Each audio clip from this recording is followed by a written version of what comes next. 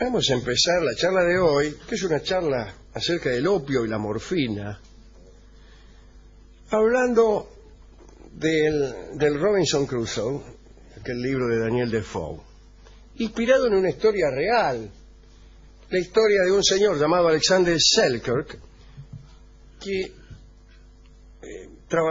era tripulante de un barco y fue dejado en la solitaria isla de Juan Fernández por mal comportamiento. ¿Sí? Sí. Desde allí fue rescatado por un señor Thomas Dover, que capitaneaba un barco con patente de corso, un barco llamado Duke.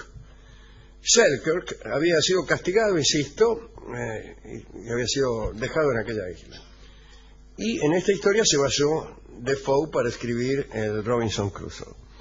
En 1710, Selkirk y Dover, insisto, el que lo rescató, llegaron a Londres con un cuantioso botín, ya que, como se acaba de decir, Dover era corso, era medio pirata. Y muy poco después, Selkirk vendió su historia a Daniel Defoe. Hemos contado aquí, creo que se encontraron en una taberna, etcétera, etcétera. Dover pretendía ser médico, el capitán del barco, del Duke, pero más bien era un sanador, ayuno de todo estudio. Y parece que había empezado a fabricar un medicamento nuevo, una mezcla de opio y pepacuana, que se vendió durante muchos años en frascos con el nombre de polvo de Dover. En pequeñas dosis, estos polvos curaban toda clase de dolores. Dover, entonces entusiasmado con el éxito que tenía con dolorcitos, pensó con toda audacia que si aumentaban las dosis, seguramente curaría dolores más grandes. Un pensamiento extraordinario. No, está bien, puede fallar, pero... Es un pensamiento extraordinario, no sé cómo se le pudo ocurrir. Y empezó a recetar, bueno, tómese, qué sé yo... 20 por hora. 20 por sí. hora. Los boticarios que vendían este polvo de Dover advertían a sus clientes que tomaran la precaución de hacer testamento antes de tomar aquella medicina. Cuando aparecieron las prescripciones homicidas, ya hacía, la verdad, unos 60 siglos que se usaba el opio, jugo seco de amapola, ¿no? Los sumerios ya lo conocían, los egipcios también, los árabes. De los árabes los tomaron los portugueses y los ingleses, y estos últimos, los ingleses, lo impusieron a los chinos. Los chinos fueron los últimos, por una vez, en recibir o producir masivamente el opio. Durante estos 60 siglos, el opio hizo posible y tolerable la práctica de la medicina. Era la única droga que existía capaz de suprimir el dolor y producir sueño con relativa facilidad. Pero el capitán Dover vino a poner fin a estos 60 siglos de uso del opio, al menos en Inglaterra y también en Europa. Las dosis que empleaba eran excesivas y los resultados terribles. Por otra parte, a veces el opio venía adulterado y se volvía inservible. Como consecuencia de esto, medio siglo después de la aparición de Dover, surgió una generación de médicos que había aprendido de sus maestros que era preferible olvidarse del opio. Y entonces empezaron a dejar que los pacientes gritaran antes de someterlos a un sueño dudoso. Por ahí salía de un sueño para caer en otro. Desde la antigüedad, las dosis de opio no podían precisarse. A veces, cuando era muy puro, era virulento, a veces era inoperante. La ingesta del opio era a suerte y verdad. A fines del siglo XVIII, un muchacho llamado Friedrich Serturner empezó a estudiar en la Real Farmacia de Paderborn, una pequeña ciudad alemana. Entró como ayudante de un tal Kramer. Serturner aprendió rápidamente a separar fármacos, a preparar recetas y a tipificar los artículos de la botica en largas listas con nombres latinos. En aquel sitio entregaban para el dolor un opio no muy puro, que no ayudaba a los doloridos. Kramer y su discípulo recibían quejas por los resultados nulos. «Tengo resultados nulos», gritaban los pacientes mientras se tomaban las partes doloridas. Sir Turner se puso a indagar y consiguió dar precisión a las dosis, aislando del opio puro un derivado pertinente para tomar. Lo que consiguió en verdad fue aislar del opio unos cristales contenidos dentro de la planta que provocaban un profundo sueño. Según todos los textos, las plantas y sus derivados no contenían dichos cristales, pero estaban equivocados. Sir Turner intentó precisar los efectos de aquel derivado con unos experimentos bastante torpes. Por ejemplo, obligó al primer perro que encontró a tragarse aquella sustancia. Y el perro murió después de dormir 2 días.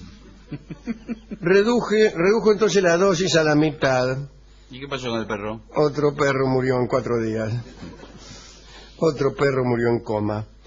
Después de varios perros, Sí. dio con la cantidad adecuada y le escribió a un erudito, el erudito Tronsdorf, lo siguiente. Tengo aquí la carta de Sir Turner. Señor erudito Tronsdorf, he tenido la suerte de encontrar en el opio una nueva sustancia. Es el elemento narcótico específico del opio, el Principium somniferum.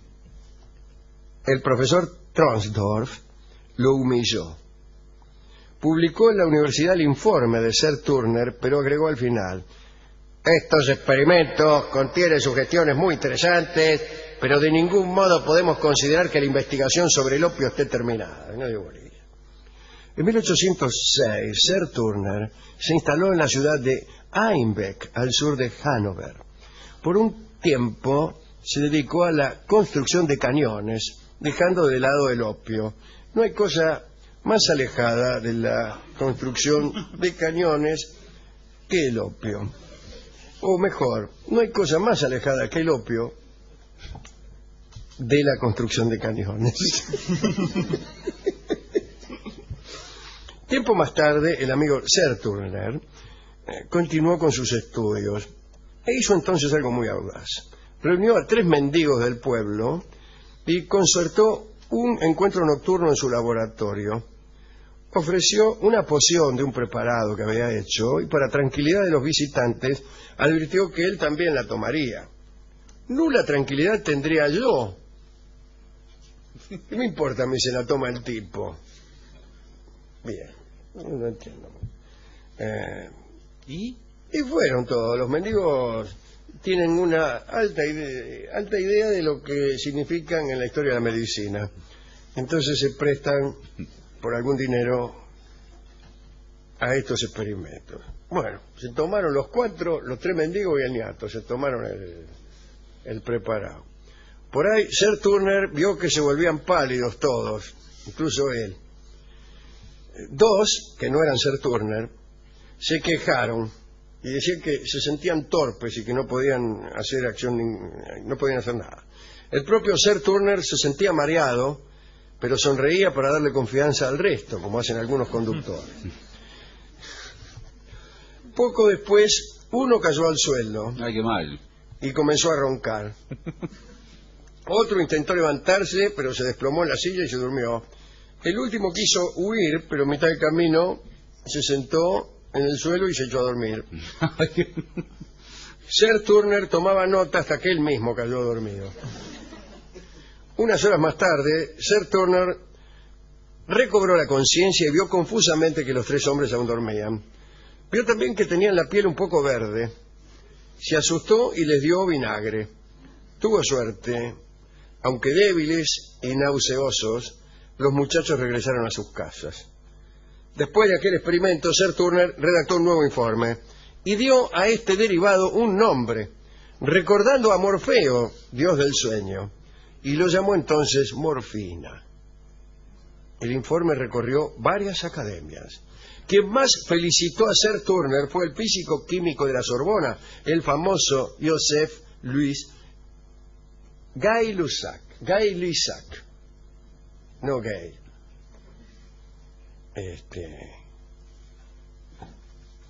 Dice, y el Gay-Lussac recomendó a todos los científicos que leyeran aquel informe. De pronto se hizo famoso y aparecieron las disputas por las patentes del descubrimiento.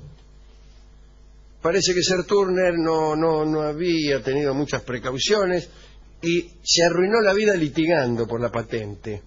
Los honores y el dinero le llegaron, pero tarde, después de una terrible batalla de 20 años por la precedencia, digamos. Vivió 20 años de su vida amargado, nadie lo reconocía. La morfina, que se había empezado a usar de modo muy efectivo, parecía haber existido siempre, nadie le daba bolilla. A los 57, entonces empezaba a sacar años, Sir Turner, comenzó a sufrir terribles dolores, pero no pudo usar su propia medicina. ¿Por qué? Estaba tan débil que no podía tomarla, no le entraba.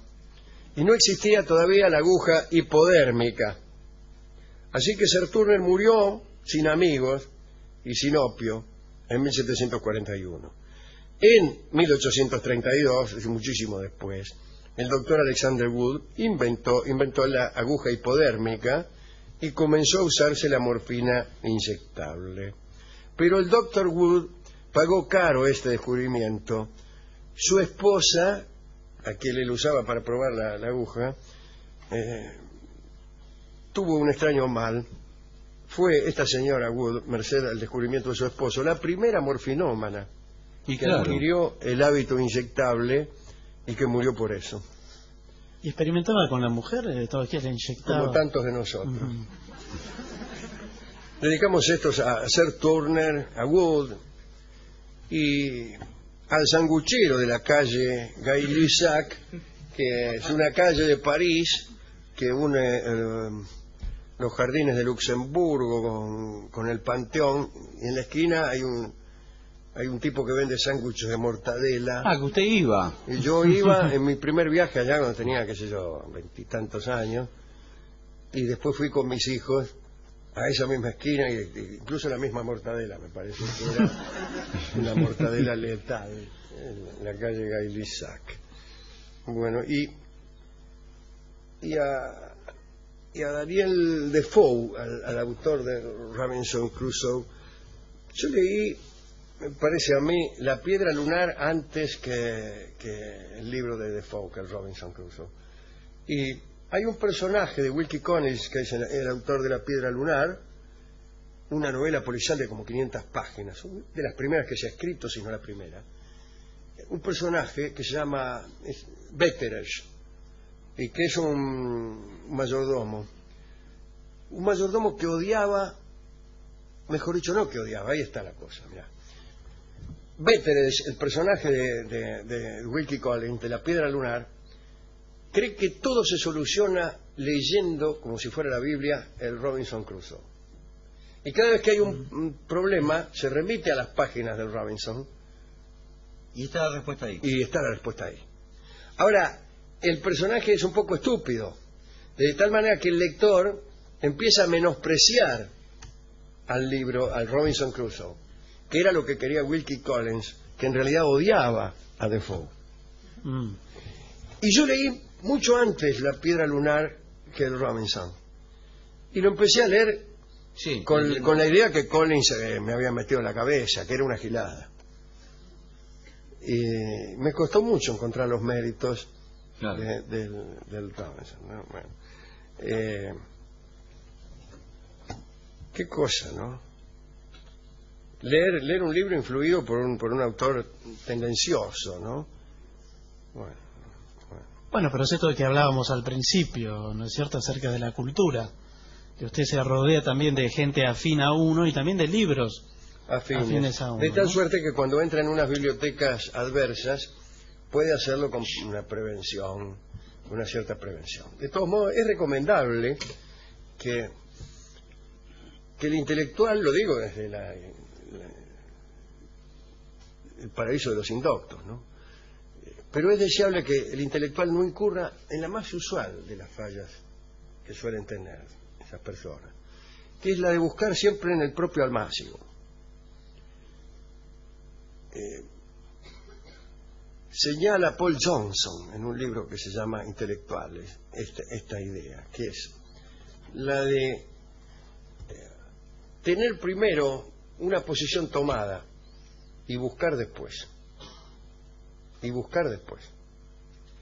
Entonces va desechando el tipo todo lo que no sirve a la posición que ya tenía tomada de la casa. Y así claro que encuentra. Usted dice, bueno, he resuelto, porque me cae simpático pensar así, que Jesucristo en realidad no fue crucificado, sino que se trasladó a Marsella y que allí se casó con María Magdalena y fundó una familia cuyo resultado ulterior fue la dinastía de los merovingios.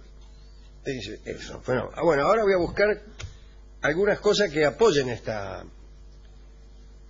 idea. Y busca y encuentra, más si usted cree que encuentra enseguida, ¿no? Por ejemplo, usted encuentra en una iglesia medieval unas pinturas cualesquiera que están en determinada posición, y usted dice, bueno, evidentemente esta figura quiere decir que la cruz fue en realidad, la cruz está vacía y acá hay una mujer con un niño y el hombre que estaba en la cruz evidentemente engendró, etcétera. Si usted busca así va a encontrar, evidentemente va a encontrar. Pero dice Johnson, y creo que tiene razón, que el verdadero intelectual debe buscar con la cabeza abierta y debe ser tan valiente como para encontrar cosas que no le gusten del todo o que lo vengan a contrariar. Por eso no me gustó el mensaje sarmientino. La adecuada posición es de alerta. Y nosotros no simpatizamos mucho con Sarmiento, pero yo nunca diría con tanta seguridad que los simpatizantes de Sarmiento son todos enemigos de la patria, que Sarmiento no hizo nada, etcétera, etcétera, ¿no? Y puede ser que un día me pase lo que inversamente le pasó a Saldías, que era un historiador que se dispuso a hacer una historia siguiendo los pasos de Mitre y de otros historiadores, pero tuvo la precaución de mirar documentos. En vez de leer, como hacen algunos periodistas, el último reportaje que le hicieron a un tipo, el tipo dijo, bueno, está bien, voy a leer a Mitre, pero después voy a ver qué dicen los documentos. Vio que los documentos decían otra cosa y escribió Saldías una historia de la Confederación que es absolutamente opuesta a la historia de Mitre. Así que mantengamos la cabeza abierta y no instalemos el odio antes de leer a Defoe. Todo esto para decir... ¿Usted le dijo esto al discotecario? ¿Cómo? ¿Le dijo todo esto al discotecario que tenga la cabeza Le dije todo esto abierta? al discotecario que quedó un poco perplejo porque usted me empezó a hablar de opio, de morfina y terminó hablándome de sándwiches de mortadela y de Sarmiento. Usted debe estar un poco loco. Bueno, vayamos otra vez al principio, al opio que daba sueño.